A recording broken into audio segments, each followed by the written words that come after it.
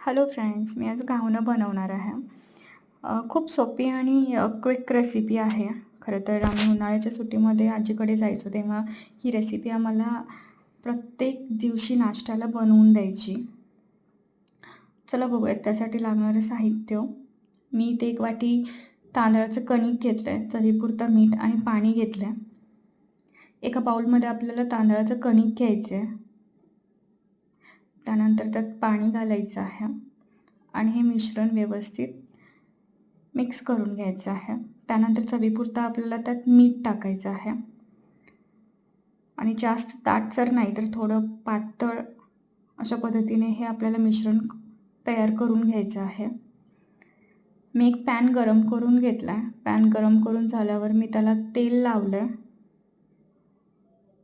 आणि जे आपण बॅटर तयार करून घेतलेलं आहे घावण्याचं, ते आपल्याला तव्यावरती सोडायचं आहे.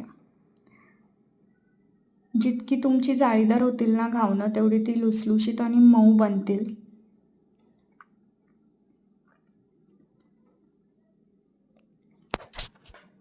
खरं तर मी घावणं इथे फ्लिप नाही केली आहेत. मी 2 ते 3 मिनिटासाठी ती शिजू दिली आहेत आणि त्यानंतर मी ती तव्यातून बाहेर काढले.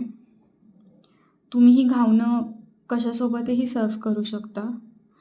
चहासोबत तर खूपच अप्रतिम लागतात ही आणि खूप सोपी अशी रेसिपी आहे. जर तुम्हाला ही रेसिपी आवडली असेल तर तुम्ही नक्की घरात करून बघा आणि माझ्या चॅनलला सबस्क्राईब करा, लाईक करा, कमेंट करा आणि शेअर करा. Thank you.